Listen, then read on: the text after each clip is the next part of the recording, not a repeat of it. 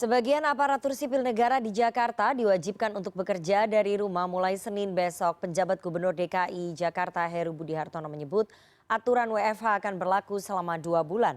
Aturan WFH sebagian ASN ini merespon isu polusi udara di Jakarta jelang KTT ASEAN September mendatang. Apakah kebijakan ini akan efektif mengurangi polusi udara di Jakarta? Kita akan membahasnya dengan pengamat kebijakan publik Trubus Rahadiansyah. Selamat sore Pak Trubus.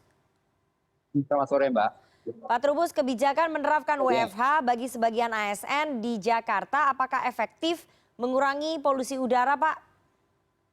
iya, menurut saya tidak efektif, Mbak. Kenapa? Karena polusi udara itu disebabkan oleh aktivitas mobilitas masyarakat, Mbak. Bukan karena semata-mata alasan moda transportasi. Hal ini karena apa? Karena transportasi itu menyumbang kecil. Sementara polusi ini faktornya tidak saja transportasi, juga ada industri dan juga pembangkit listrik, Mbak. Sehingga yang terjadi menurut saya ini menjadi kebijakan yang salah sasaran gitu, karena menyasar hanya ASN.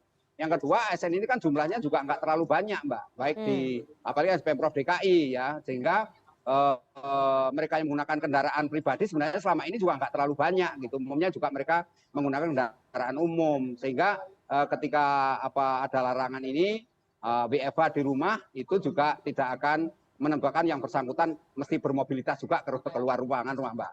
Karena apa? Karena sesungguhnya juga harus dipikirkan mereka ini ketika di rumah juga belum tentu juga bekerja, dalam arti mungkin kerjanya akan keluar rumah juga gitu, entah di kafe-kafe, di mal-mal untuk Oke, menyelesaikan pekerjaannya itu, gitu, Mbak. ya.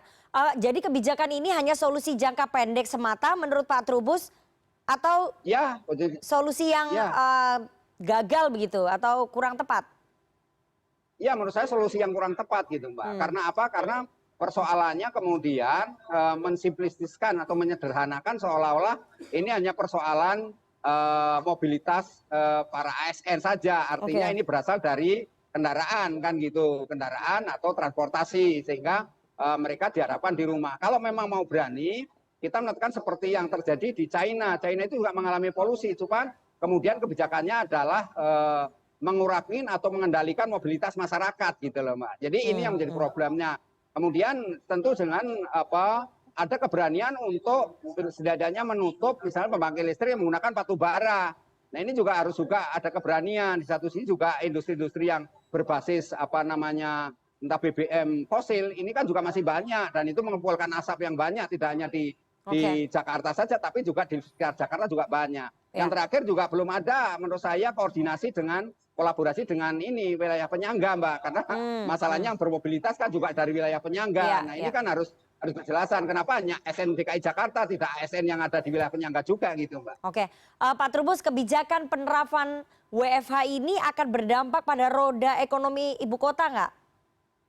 Ya, kalau menurut saya akan mempengaruhi, Mbak. Setidaknya ada penurunan lah paling tidak. Lah ini yang menurut saya harus dipikirkan bagaimana solusinya ketika nanti kita mengalami penurunan, karena cukup lama juga kalau 2 bulan gitu loh, Mbak. Ya. Sehingga saya berpikir ini segera ada cari solusi ketika kemudian kita baru babak belur dihantam oleh pandemi Ya, COVID, ya. kemudian kita disuruh WFH lagi. Nah, tentu kan kebijakan yang terlalu dipaksakan dan terlalu elitis juga menurut saya, Mbak. Oke, kebijakan ini terlalu dipaksakan, tidak efektif, terlalu elitis.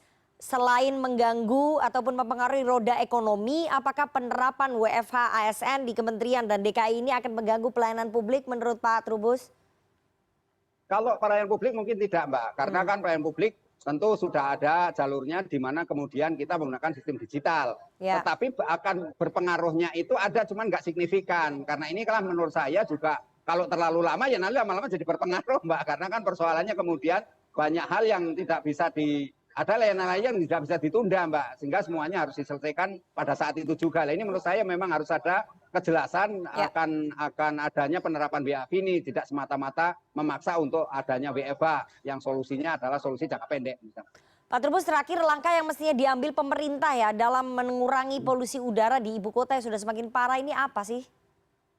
Iya, menurut saya yang penting adalah bagaimana kemudian pemerintah melakukan secara berani ya melakukan penekanan mobilitas masyarakat, Mbak. Gitu, itu Oke. yang penting. Jadi adalah dengan cara ya salah satunya ada lagi misalnya melakukan uji emisi terhadap kendaraan-kendaraan itu. Kan kita sudah ada Pergub 66 ya, nomor 66 tahun 2020. Tolong itu dilaksanakan gitu loh Mbak. Jangan hanya selama ini hanya menjadi lip service dan hanya dilaksanakan parsial saja. Nah itu persoalannya kemudian dari ada kebijakan lain yang mendukung yaitu pembatasan usia kendaraan kan gitu. Karena yang menghasilkan asap-asap ini kan kendaraan yang sudah tua.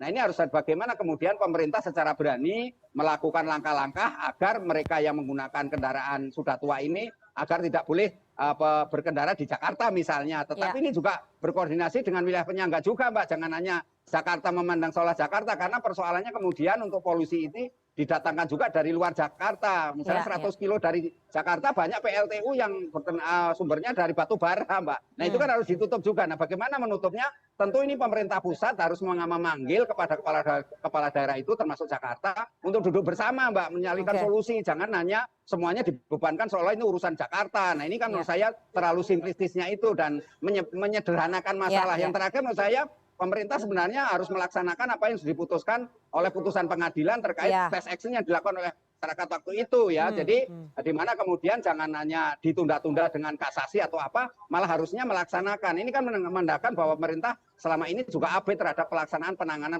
polusi udara di Jakarta, Mbak. Oke, jadi kita tunggu nanti ketegasan dari pemerintah ya, bukan hanya lip service dalam mengurangi polusi udara di Jakarta karena sekali lagi ini bukan hanya persoalan dari Pemprov DKI tapi wilayah penyangga sehingga harus diambil alih oleh pemerintah pusat. Kita tunggu nanti langkah cepatnya seperti apa. Terima kasih sekali pakar kebijakan publik Pak Trubus Rahadiansyah atas waktunya kepada CNN Indonesia Newsroom sore hari ini. Saya selalu Pak Trubus.